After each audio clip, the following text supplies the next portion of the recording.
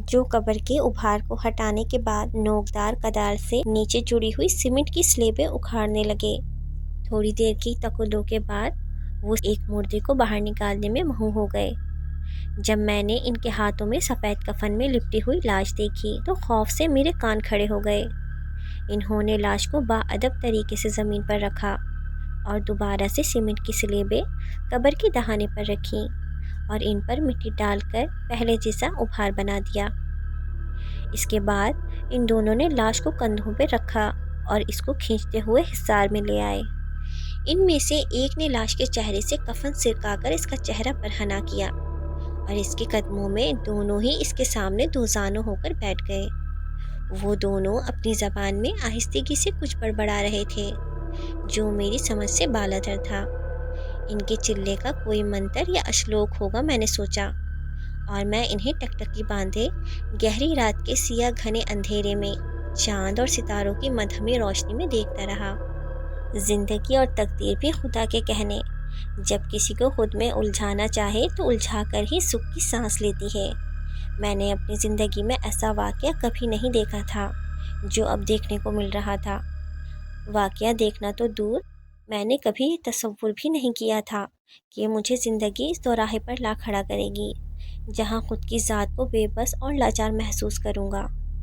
تو میں نے ان کے پاس جا کر ان کے اس عمل کا راز جاننے کی خواہش کی، مگر پھر یہ خیال کے آتے ہی اپنی خواہش کو دبا گیا کہ وہ مجھے جانے نقصان بھی پہنچا سکتے ہیں۔ وہ تعداد میں 2 ہیں اور میرے پاس بھلے ہی کتبوں پر نام لکھنے والا یہ نوکدار آلہ ہے، اس کی قوت ان 2 آدمیوں کی قوت سے قدرے کم ہے۔ میں غم و غصے کے ملے جلے تاثر میں ان کو لاش کے قدموں میں بیٹھا ہوا دیکھتا رہا۔ وہ دونوں بنا جنبش کیے کچھ پڑھنے میں مہو تھے۔ زمین پر پاس پڑی ہوئی لالٹین کی روشنی کی طرف ایک کا منہ ہوا تو میری حیرت حویدہ ہو گئی، اور اگلے ہی پل مجھے اس آدمی کا چہرہ دیکھ کر سمجھنے میں دیر نہ لگی۔ وہ وہی تھا جو گزشتہ رات کے ایک کھٹارا گاڑی میں میری جھونپڑی میں آیا تھا اور مجھے دھمکی دینے والے انداز سے یہاں سے جانے کا کہہ رہا تھا، شاید اس لیے کہ ہمارے اس شیطانی کام کی تکمیل کے امکانات اس کی موجودگی میں ممکن نہیں ہوں۔ اتنے میں وہ مردے کے قدموں پر سے اٹھے تو میں جھاڑیوں کی اوٹ میں چھپے ہوئے ہی چوکنا ہو گیا اور ان پر سے نظر نہ ہٹانے کا سوچ کر پھر سے اپنی نظریں انہی پر مرکوز کر دیں، مگر ان میں سے جس نے مجھے دھمکی دی تھی وہ پہلوان قسم کا آدمی معلوم ہوتا تھا۔ اس اکیلے نے لاش زمین پر سے اٹھا کر اپنے کندھے پر رکھی اور اپنے ساتھی کو لالٹین لے کر آگے چلنے کا کہہ کر خود لالٹین کی روشنی میں لاش کندھے پر اٹھائے چلنے لگا۔ میں بھی دبے پاؤں جھاڑیوں کی اوٹ سے نکلا اور نوکدار آلے کو ہاتھ میں پکڑ کر اس پر اپنی گرفت اور مضبوطی کر لی اور یہ سوچ کر ان کے پیچھے ہو لیا کہ اب یہ لاش کے ساتھ کیا کرنے والے ہیں۔ قبرستان چونکہ بہت وسیع اور بڑا تھا اور وہ چپ سادھے نہ جانے کس سمت کو چلے جا رہے تھے، مگر میں بھی مسلسل انہی کے تعاقب میں تھا۔ لگ بھگ 1 کلومیٹر پیدل چلنے پر جھاڑیاں ختم ہو کر گھاس پھوس کے میدانی علاقے کا آغاز ہو گیا۔ یہاں قبریں نہیں تھیں، بالکل ہموار زمین تھی اور چھوٹی چھوٹی گھاس اگی ہوئی تھی جو گل سڑ چکی تھی۔ وہ دونوں چلتے جا رہے تھے۔ چاند بھی رات کا پچھلا پہر شروع ہو جانے سے خود کو سمیٹ رہا تھا۔ صبح کے اجالے روح زمین پر اپنے پر پھیلا رہے تھے، مگر جب وہ مشکوک نگاہ سے اپنے تعاقب میں دیکھتے تو میں جھٹ سے لیٹ جاتا اور گھاس میں چھپ جاتا، پھر ان کے آگے دیکھ کر چلنے پر تھوڑا سا رینگ کر چلنا شروع ہو جاتا۔ جب وہ اپنے تعاقب کے ماحول سے مطمئن ہو جاتے تو میں اٹھ کر چھپ کر چلنے لگتا۔ گھنٹہ بھر ان کا تعاقب کرنے پر مجھے سامنے ایک مکان نظر آیا جو اس میدانی علاقے میں تنہا ہی کھڑا تھا اور سیاہ کلر کی لپیٹ میں تھا۔ وہ دونوں اس مکان کے باہری دروازے پر رکے اور لالٹین والے آدمی نے لالٹین نیچے زمین پر رکھی اور گیٹ کھول دیا، جو رات کے اس ہولناک ماحول میں خوفناک چڑچڑاہٹ سے کھل گیا، اور پھر وہ دونوں اندر داخل ہو گئے، مگر دروازہ کھلا ہی رہا، جس کا فائدہ میں نے ڈرتے ڈرتے اٹھایا۔ ان کے اندر داخل ہوتے ہی میں بھی جھکا ہوا ہی دوڑ کر اس گھر میں داخل ہو گیا اور صحن میں لگے ہوئے ایک درخت کے تنے کی آڑ میں چھپ گیا۔ ان کی آوازیں مجھے صاف سنائی دے رہی تھیں، مگر تیسری انسانی آواز پر میں چونک کر رہ گیا اور خود سے دل ہی دل میں مخاطب ہوا کہ ان دو کے علاوہ بھی کوئی اس شیطانی کام میں ملوث ہے۔ میں نے ساری ہمت یکجا کر کے اس تیسری آواز کے پیچھے چھپے آدمی کو دیکھنا چاہا، مگر بے سود۔ پھر میں نے برآمدے میں لگے ہوئے بہت بڑے ستونوں میں سے ایک کی مدد لی اور اس کی اوٹ میں کھڑا ہو گیا اور اپنے چہرے کا آدھا رخ ستون کے وجود سے آزاد کر کے کمرے کی طرف کر لیا، اور اندر چل رہی سرخ اور زرد کلر کی تیز روشنی میں اندر کا ماحول دیکھ کر دہشت کی وجہ سے میرے حلق سے ایک دل خراش چیخ بلند ہونے والی تھی، جس پر بڑی مشکل سے میں نے قابو پایا۔ اندر ایک ٹوٹی پھوٹی کرسی پر ایک بڑھیا بیٹھی ہوئی تھی، جس کے سفید بال شانوں پر پھیلے ہوئے تھے۔ چہرہ لامحدود جھریوں سے بھرا پڑا تھا، جسم لاغر اور نحیف ہونے کی وجہ سے کپکپاہٹ کا شکار تھا۔ انہوں نے لاش اس بڑھیا کے سامنے زمین پر رکھی اور ہاتھ باندھ کر اس کے سامنے کھڑے ہو گئے، جیسے دونوں اس کے غلام ہوں۔ لاش کو خود کے سامنے دیکھ کر اس بڑھیا کے منہ سے ماحول کو دہلا دینے والی ایک قہقہا بلند ہوا، اور قہقہا لگانے کے بعد ان دونوں آدمیوں سے مخاطب ہوئی: شاباش میرے بچوں، آج تم نے وہ کام کیا ہے جو اور کوئی کرنے کا سوچ کر ہی خوف سے اپنے پیدا ہونے پر افسوس کرتا۔ اب ہم سب کو کئی دنوں سے کسی حیوان کا خون چوس کر اس کے جسم کا گوشت کھانے کی ضرورت پیش نہیں آئے گی۔ وہ دونوں ادب سے کھڑے اس بڑھیا کی باتیں سن رہے تھے، جبکہ میری خوف سے کھگی بند ہونے کو تھی اور سوچوں کا پہاڑ میرے اوپر ٹوٹ پڑا۔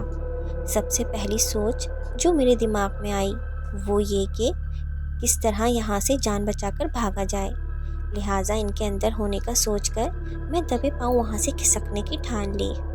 میں نے منہ پر ہاتھ رکھا ہوا تھا کہ کہیں سانس لینے کی بھی آواز انہوں نے سن لی تو یہ رات میری زندگی کی آخری رات ہوگی، جبکہ دوسرے ہاتھ میں نے نوکدار آلہ پکڑا ہوا تھا، جس کا ہونا بھی میرے خوف میں کمی کیے ہوئے تھا، کہ اچانک دبے پاؤں چلتے چلتے میری ٹھوکر ان کے برآمدے کے سامنے موجود پارک کی مرجھائی ہوئی گھاس پر پڑی ہوئی ایک انسانی کھوپڑی سے لگی، جس کی آواز سے وہ محتاط ہو گئے۔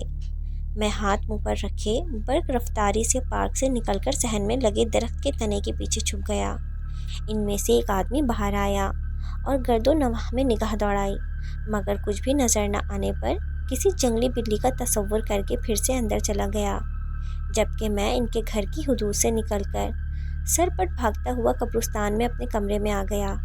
پسینے میں شرابور تھا۔ ہانپتے ہوئے میں نے دروازے کو اندر سے کنڈی لگا لی اور ان کے متعلق سوچنے لگا۔ موت کا خوف انسان کے اندر کپ کپی طاری کرتا ہے۔ وہ آدم خور ہیں اور انسانی خون چوس کر اور انسانی گوشت سے اپنی بھوک مٹاتے ہیں۔ رات بھر میں نے انہی سوچوں میں گزار دی کہ کب سحر ہوئی مجھے خبر ہی نہ ہوئی۔ یہ منہ اندھیرے کا وقت تھا جب میں کمرے سے باہر آیا تو آسمان پر سیاہ بادل کے آثار نمودار ہو رہے تھے۔ بادلوں کی گرج اور بجلی کی کڑک نے قبرستان میں چھائے ہوئے سکوت کو توڑ رکھا تھا۔ فضا اور ماحول میں ہلکی ہلکی تاریکی کا راج تھا، اور جب بار بار آسمان پر بجلی کڑکتی تو اس کی روشنی میں قبرستان کا ماحول بہت پر اسرار ہو جاتا، بالخصوص بجلی کی کڑک کی آواز فضا میں جب بہت دور تک جاتی تو یوں گما ہوتا گویا فضا میں بجلی کی کڑک کی آواز کے ختم ہوتے ہی بجلی کی لہر وہیں گر گئی ہو۔ فضا میں یکدم سے تیز ہواؤں کا سلسلہ شروع ہو گیا۔ قبرستان میں لگے اونچے اونچے درختوں کی شاخیں اور ٹہنیاں شائیں شائیں کرتی جھولتی ہوئی بڑی دہشت ناک لگ رہی تھیں، اور میرے کمرے کے آگے بنی ہوئی جھونپڑی کے عین سامنے جھاڑیوں کے بیچ بنے ہوئے راستے کے ایک طرف برگد کے درخت کی پتوں سے محروم شاخیں بھی ہوا کے دوش پر جھولتی ہوئی بڑی خوفناک لگ رہی تھیں۔ ہواؤں کے ساتھ اچانک سے بارش شروع ہو گئی اور میں بھاگ کر کمرے میں جا پہنچا کہ میرے دماغ میں یہ خیال کوندا کہ کل رات وہ جس قبر کو کھود کر اس میں سے مردہ لے گئے تھے وہ قبر انہوں نے صحیح سے بند تو کی ہوگی، اگر نہیں تو مجھے جا کر دیکھنی چاہیے۔ صبح کا وقت ہو چکا تھا، مگر آسمان پر چھائے ہوئے سیاہ بادلوں کی وجہ سے فضا میں تاریکی پھیلی ہوئی تھی، جس سے رات کا گماں ہوتا تھا، اور بارش تھی کہ بتدریج بڑھتی ہی چلی جا رہی تھی۔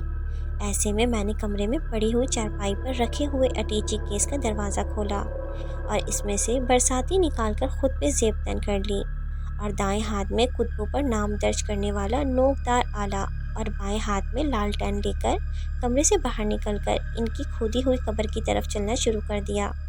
آسمان پر جب بادل گرجنے کے ساتھ بجلی کڑکتی تو میں دہل جاتا، مگر اگلے ہی پل اپنے بابا کا خیال آتے ہی خوف کو خود پر سے جھٹک دیتا۔ میں خود پر زیب تن کی ہوئی برساتی کی وجہ سے بارش میں بھیگنے سے بچا ہوا تھا۔ رات کے اس پر اسرار ماحول اور موسم میں سیاہ کلر کی برساتی بارش کے پانی سے بھیگ کر چمک رہی تھی۔ قبرستان کی غیر ہموار زمین پر جگہ جگہ پانی کھڑا تھا۔ تیز ہواؤں کا شور فضا میں یوں شائیں شائیں کر رہا تھا جیسے بہت سی روحیں مل کر بیان کر رہی ہوں، مگر ایسے میں دل کو مضبوط کیے قبر کی طرف بڑھ رہا تھا جو رات انہوں نے کھود کر اس میں سے مردہ نکالا تھا۔ بہرکیف جب میں وہاں پہنچا تو اس قبر کو دیگر قبروں کی طرح ہی صحیح و سالم پایا، اگرچہ اس میں مردہ نہیں تھا، مگر اسے نچلی تہہ تک کھود کر اس میں سے مردہ بڑی صفائی سے نکال کر دوبارہ اسے پہلے کی طرح بند کیا گیا تھا۔ یہ بات میں اچھے سے جانتا تھا۔ میں مطمئن ہو کر واپس مڑنے ہی والا تھا کہ جھاڑیوں میں سے کسی جانور کے چلنے کی آواز آئی، مگر میں اس جانب متوجہ نہیں ہوا۔ اتنے میں بارش چھٹ گئی، آسمان صاف ہو گیا، مگر فضا میں چل رہی ہلکی ہلکی ہوا ابھی بھی قبرستان کے ساکن ماحول کو چار چاند لگائے ہوئے تھیں۔ صبح کا آغاز ہو گیا۔ میں وہاں سے واپس اپنے کمرے میں آ گیا اور گاؤں جا کر گاؤں کے سرپنچ کو اس واقعے سے آگاہ کرنے کا سوچنے لگا، مگر پھر مجھے اس دیو ہیکل انسان کی بات یاد آ گئی جس نے مجھے کہا تھا کہ اس پر اسرار قبرستان میں چھپے گہرے راز کے بارے میں گاؤں والے بھی نہیں جانتے۔ پھر میں نے گاؤں جا کر سرپنچ سے بات کرنے کا خیال اپنے ذہن سے جھٹک دیا اور خود ہی اس قبرستان کے راز کے بارے میں جاننے کا سوچتا رہا۔ سوچوں کے بھنور میں کودے ہوئے مجھے پیاس محسوس ہوئی اور قبرستان کے راز کے بارے میں سوچنے کی سوچ ترک کر کے میں نے اپنی ذات کے متعلق سوچا کہ گزشتہ 2 راتوں سے مجھے بھوک و پیاس محسوس ہی نہیں ہوئی، نہ ہی گاؤں سے کوئی میرے لیے کھانا لے کر آیا تھا، جبکہ پہلے پہل تو ایک آدمی میرے کمرے کی دیوار کے باہری طرف لگی ہوئی ایک کھوٹی پر کھانے کا ٹفن ٹانگ کر چلا جاتا تھا، اور اب اچانک یہ پیاس محسوس ہونے کے ساتھ بھوک کا بھی احساس ہونا چاہیے تھا۔ مگر میں نے بھوک کی سوچ کو مسترد کیا کہ کمرے میں پڑا ہوا مجھے ایک مٹکا نظر آیا جسے دیکھ کر میں حیرت زدہ ہو گیا۔ حالانکہ جب سے میں اس کمرے میں قیام پذیر ہوا تھا، کمرے میں موجود ہر شے کو دیکھ کر اس سے آشنائی حاصل کر چکا تھا، مگر اس مٹکے کا نام و نشان تک نہیں تھا۔ پھر اچانک سے یہ مٹکا یہاں کیوں اور کیسے اور کس نے رکھ دیا ہے؟ کمرے میں پڑے مٹکے کو دیکھ کر مسلسل سوچنے سے میں خود کی حالت زار کو غیر محسوس کرنے لگا، اور پیاس کی شدت عروج کو پہنچ جانے پر مٹکے کے پاس آیا تو اس کے منہ کو سیاہ کلر کے کپڑے سے باندھ کر ڈھکا ہوا تھا۔ میں نے اس کپڑے کی گرہ گھانٹ کھولی تو کمرے کی دیوار کی تاک جو کہ لالٹین رکھنے کے لیے بنائی ہوئی تھی، اس میں سے گلاس پکڑا تو مٹکے سے پانی پیا۔ پانی پینے کے بعد میں نے خود کو تر و تازہ محسوس کیا اور پھر سے پہلے کی طرح مٹکے کے منہ کو اس سیاہ کلر کے کپڑے سے باندھ کر فرش پر بچھے ہوئے بچھونوں پر لیٹا، اور لیٹتے ہی نیند نے مجھے آ لیا۔ ساپہر کے وقت باہر ہو رہے شور سے میری آنکھ کھل گئی، مگر آنکھوں میں نیند کا خمار اور خنودگی کا عالم ابھی بھی چھایا ہوا تھا، مگر میں نے باہر سے اندر کمرے میں آ رہے مسلسل شور سے دوبارہ سونا مناسب نہیں سمجھا اور بچھونے سے اٹھ گیا۔ مٹکے کا منہ کھولا، اس میں سے پانی گلاس میں ڈالا اور منہ دھویا۔ دیوار پر مربع فٹ میں آئینہ نصب تھا جس میں جگہ جگہ دراڑیں پڑی ہوئی تھیں۔ جب میں نے آئینے میں خود کو دیکھا تو میرے لبوں پر ایک افسردہ سی مسکراہٹ سج گئی۔ میری داڑھی بڑھ چکی تھی، بال بھی بڑھ چکے تھے جن سے کان کے کچھ حصے ڈھکے ہوئے دکھائی دے رہے تھے، آنکھوں کے گرد ہلکے پڑ چکے تھے، پر میں نے خود کی حالت زار کو نظر انداز کر کے باہر آ رہے شور کی جانب توجہ دی۔ جب میں کمرے کے آگے بنی ہوئی جھونپڑی کے عین سامنے بیٹھے ہوئے راستے پر چل رہا تھا تو راستے کے ایک طرف لگے برگد کا درخت اس برگد کے درخت کے موٹے تنے پر بل پڑے ہوئے تھے، اور اس کی ٹیڈی میڈی پتوں سے آری بہت لمبی اور بڑی شاخیں زمین کی طرف جھکی ہوئی تھیں۔ شاخوں پر کوے کائیں کائیں کر رہے تھے جیسے انہوں نے بہت بھیانک چیز دیکھ لی ہو۔ چونکہ دن کا وقت تھا، میں بھی بے خوف اور خطر برگد کے درخت پر بیٹھے ہوئے ان کووں کی کائیں کائیں کی آوازوں کو نظر انداز کرتا ہوا آگے بڑھتا چلا گیا۔ جب آوازوں والی جگہ پر پہنچا تو وہاں سوائے قبروں اور اونچی اونچی قد آور جھاڑیوں کے سوا مجھے کچھ دکھائی نہ دیا، جبکہ میرے یہاں پہنچنے پر آوازیں مدھم ضرور ہوئی تھیں مگر بند نہیں ہوئی تھیں اور آ بھی مسلسل رہی تھیں، جس سے میرا خوف دن کے اجالے میں اور بڑھ گیا، اور خوف میں ہی خود کو مضبوط کیے وہاں موجود ایک قبر کے چبوترے سے ٹیک لگائے اپنا سر دونوں گھٹنوں میں لے کر ان آوازوں کے متعلق سوچنے لگا جو ابھی بھی آ رہی تھیں۔ جب سے میں اس قبرستان میں آیا تھا، دل کو دہلا دینے والے واقعات میرے ساتھ پیش آ رہے تھے۔ بالآخر میں نے اکتا کر گاؤں والوں کو بنا بتائے ہی یہاں سے جانے کا فیصلہ کر لیا۔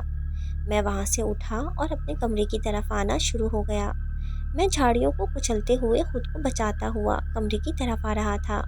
سورج بھی سوا نیزے پر آگ برسا رہا تھا۔ میں پسینے میں شرابور جھونپڑی میں آ گیا جو کمرے کے آگے برآمدے کے طور پر بنائی گئی تھی۔ میرے کپڑے بارہا جھاڑیوں میں جانے کی وجہ سے پھٹ چکے تھے۔ ٹی شرٹ خود پر زیب تن ہونے کی وجہ سے میرے بازوؤں پر بھی لامحدود خراشیں آئی ہوئی تھیں جن کی لکیروں پر خون جمع ہوا تھا۔ میں نے اپنے ہمراہ لائے ہوئے بیگ میں سے کپڑے نکالے اور بنا نہائے ہی بدل لیے۔ 2 ماہ سے میں اس آسیبی قبرستان میں رہ رہا تھا اور ان 2 ماہ میں ہی شہری زندگی اور اس کی آسائشوں کو بھول چکا تھا۔ کیا خبر تھی کہ زندگی خود کو بوجھ سمجھنے کے جرم میں مجھے اس دوراہے پر لا کھڑا کرے گی اور ایسا کٹھن امتحان لے گی جس میں قدم قدم پر نہ سمجھ آنے والی نادیدہ قوتوں کی پراسرار طاقتوں کا سامنا کرنا پڑے گا۔ میں نے کپڑے بدلے، آئینے میں بال بنائے اور جھونپڑی میں بچھی ہوئی بوریا پر قبروں کے کتبوں پر نام لکھنے والے اوزار بوریا میں ڈال کر کمرے میں لگی ہوئی کھوٹی پر بوریا ٹانگ دی اور خود شام کا انتظار کرنے لگا۔ میں شام کے اندھیرے میں یہاں سے نکلنا چاہتا تھا کیونکہ اگر دن کے اجالے میں نکلتا تو قبرستان کے باہر والی سڑک پر گاؤں کے آدمی مجھے دیکھ کر اپنے گاؤں کے سرپنچ کو اطلاع کر دیتے جو مجھے یہاں سے جانے کی اجازت نہیں دیتا۔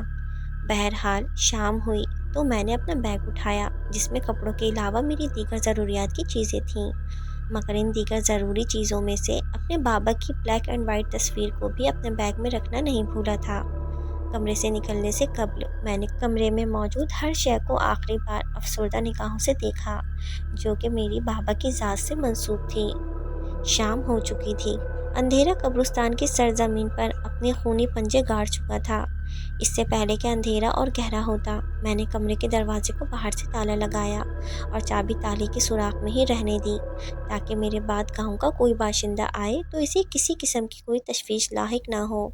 میں نے الوداعی نگاہوں سے جھونپڑی کو دیکھا جسے میں نے بڑی تگ و دو سے کڑکتی ہوئی دھوپ میں بنایا تھا اور کندھے پر بیگ لٹکا کر اندھیرے میں ہی قبرستان سے باہر والی سڑک کی طرف چلنا شروع ہو گیا جہاں دوسرے شہر سے ایک بس رات کے 9 بجے گزر کر دوسرے شہر جاتی تھی اور میں اس میں بیٹھ کر دوسرے شہر پہنچ کر اس آسیبی قبرستان سے چھٹکارا پانا چاہتا تھا۔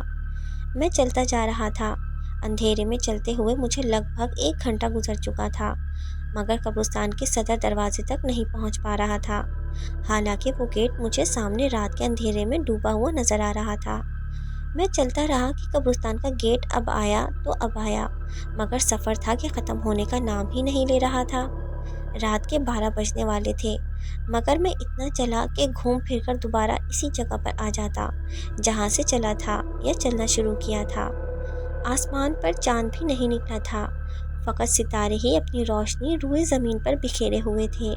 اگرچہ مسلسل پیدل چلنے کی وجہ سے میں ہانپ رہا تھا اور اگلے ہی پل مرجھائے ہوئے چہرے سے پھر اس گیٹ کی جانب دیکھتا جو مجھے اپنے پاس توہین آمیز لہجے سے بلا کر میرا مذاق اڑا رہا تھا، اور میں انتہائی بے بسی اور مایوسی کے عالم میں اسے دیکھ کر اپنی نظریں جھکا لیتا۔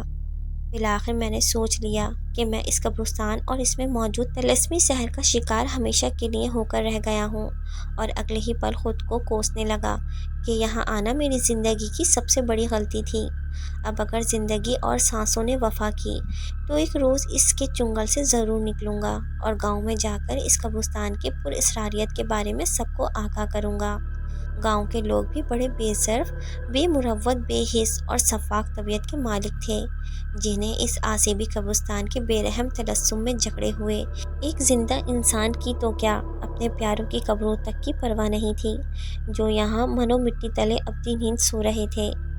ستم بلائے ستم، میں نے بجھے ہوئے دل سے ایک بار پھر چل کر اس گیٹ تک پہنچنے کی جی توڑ کوشش کی مگر اس بار جیسے میرے قدم زمین کے اندر ہی دھس گئے ہوں۔ بالآخر میں نے آیت الکرسی کا ورد کرنا شروع کر دیا، جس سے مجھے یہ فائدہ ہوا کہ میں نے زمین میں دھسے ہوئے اپنے پیروں کو آزاد محسوس کیا، اور میں نے آگے جانے کی سوچ ترک کر کے اپنے کمرے میں واپس چلا آیا۔ کمرے کی دیوار میں لگی ہوئی کھوٹی پر سے میں نے قبر کے کتبوں پر لکھنے والے اوزاروں کی بوریاں اتاری اور باہر جھونپڑی میں لے آیا۔ اس میں سے اوزار نکالے اور بوریا کو فرش خاک پر بچھا کر بیٹھ گیا اور کتبوں پر قبر میں سمائے ہوئے مردوں کے نام لکھنے لگا، جن کے ناموں کی ایک لمبی لسٹ مجھے یہاں آتے ہی گاؤں کے سرپنچ نے ہر اس سامان کے ساتھ دی تھی جو کتبوں پر نام لکھنے کے لیے استعمال ہوتا تھا۔ کتبوں پر نام لکھنے کے لیے اوزار چونکہ میرے بابا کے ہی تھے، جبکہ سلیٹوں اور تختیوں کو کثیر تعداد میں کمرے میں اوپر تلے لاد کر رکھ دیا تھا۔ بہرکیف میں رات کے گھنے اندھیرے میں قد آور کانٹے دار جھاڑیوں میں گھری ہوئی اپنی جھونپڑی میں اپنے کام میں جٹا ہوا تھا۔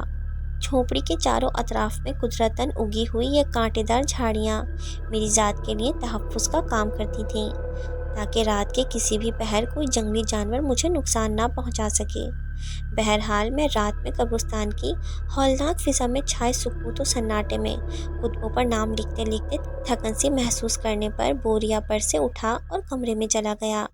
وہاں فرش خاک پر بچھے ہوئے بچھونے پر لیٹ کر انجانے سے خیالات میں کھو گیا کہ اچانک قبرستان کے صدر دروازے کے سامنے بنے ہوئے پگڈنڈی نما راستے کے سامنے والی سڑک پر گھوڑے کے بھاگنے کی آواز سنائی دی۔ رات کی اس پہر جہاں ہر سو سکوت چھایا ہوا تھا، ایسے میں گھوڑے کے بھاگنے سے اس کے قدموں کی چاپوں سے سنائی دینے والی دل سوز آوازیں رات کی اس پہر میرے دل کو بھا گئیں، اور میں سوچنے لگا کہ رات کے اس پہر یہ گھوڑے پر کون سفر کر رہا ہے۔ پھر یہ خیال کے آتے ہی میں مطمئن ہو گیا کہ کوئی کھدا گاڑی والا رات کے اس پہر اپنے کسی کام سے کہیں جا رہا ہوگا۔ میں نے رات کے وقت قبرستان کے پراسرار اور دہشت زدہ ماحول کو اندھیرے میں ڈوبا ہوا دیکھ کر خود میں ایک جھرجھری سی محسوس کی، اور پھر سے بچھونے پر لیٹ کر سونے کی ناکام کوشش کرنے لگا۔ نیند تھی کہ آنکھوں سے روٹھی ہوئی محسوس کر رہا تھا۔ میری چھٹی حس خطرے کی گھنٹی کا الارم بجا رہی تھی کہ مجھے گھوڑے کے قدموں کی چاپوں کی آواز قریب سے قریب تر آتی ہوئی محسوس ہوئی۔ میں نے چپکے سے ڈرے ہوئے کمرے کا دروازہ کھول کر سامنے جھونپڑی میں دیکھا تو وہاں اوزاروں کے سوا اور آس پاس اونچی اونچی جھاڑیوں کے سوا مجھے کچھ نظر نہیں آیا۔ میں نے لالٹین کو دیوار کی طاق میں جلتے چھوڑا اور اندھیرے میں ہی دبے پاؤں چلتا ہوا قبرستان کے مرکزی حصے میں آ گیا کہ چاند کی روشنی میں سامنے کا منظر دیکھ کر میں سکتے میں آ گیا۔ غصے سے میری آنکھوں میں خون کی سرخی پھیل گئی۔ میں دبے پاؤں واپس جھونپڑی میں آیا، وہاں سے نوکدار آلہ ہاتھوں میں پکڑا اور واپسی اسی جگہ قبرستان کے مرکزی حصے پر آ کر رک گیا۔ وہی دو دیو ہیکل انسان جن کا چہرہ گندمی تھا اور منہ سے رالیں ٹپک رہی تھیں، وہ بگی پر سے اترے جو انہوں نے قبروں کے بیچ ہی کھڑی کی ہوئی تھی، اور ہاتھوں میں قبر کھودنے والے اوزار لیے ایک قبر پر آ کر رک گئے۔ میں ایک درخت کے موٹے تنے کی اوٹ میں چھپ کر انہیں دیکھ رہا تھا کہ ان میں سے ایک نے بیلچے سے قبر کے ابھار والی مٹی کو ہٹانا شروع کیا، جبکہ دوسرا لالٹین کی روشنی کی مدد اسے دیے ہوئے تھا۔ میں نے صبر کا پیمانہ لبریز ہونے پر خود میں عزم کیا، اس بار چاہے کچھ بھی ہو جائے ان دونوں کو قبر میں سے مردہ نہیں لے جانے دوں گا۔ میں نے نوکدار آلے پر اپنے ہاتھ کی مٹھی کی گرفت مضبوط کر لی اور ان کے سامنے ڈٹ کر جا کھڑا ہوا۔ یہ کیا کر رہے ہو تم؟ میں نے خود کے ڈر پر قدرے قابو پاتے ہوئے کہا۔ او بابو جی، آپ یہاں کیا کر رہے ہیں؟ وہ ہم دراصل قبر کی سلیبیں بدلنے آئے تھے۔ یہ ہمارے عزیز کی قبر ہے اور اسے مرے ہوئے کافی برس بیت گئے ہیں۔ ہم نے سوچا کہ اس کی قبر کی سلیبیں ٹوٹ گئی ہوں گی۔ ان میں سے ایک نے میرے ہاتھ میں نوکدار آلہ پکڑے ہوئے ہکلاتے ہوئے کہا۔ میں تمہارے اس شیطانی کھیل سے خوب واقف ہوں، یہ بھی جانتا ہوں کہ تم قبر سے مردہ نکال کر کہاں لے جا کر اس کے ساتھ کیا کرتے ہو۔ میں نے اس بار انتہائی غصے کے عالم میں ان سے کہا۔ تو آج ہم پوسیدہ مردے کو نہیں، تجھ زندہ کو ہی اپنی بڑھیا کے سامنے پیش کریں گے۔ زندہ انسان کو مار کر اس کے گوشت سے سیر ہونے کا مزہ یقیناً کسی اور شے میں نہیں ہے، قبر کھودنے والے نے کدال میری طرف پھینکتے ہوئے کہا۔ میری قسمت اچھی تھی جو میں نے ہوا میں اپنی طرف آتی ہوئی لوہے کی نوکدار کدال کو دیکھ کر ایک طرف گر گیا اور کدال میرے اوپر سے ہوا میں گھومتی ہوئی دور جا گری۔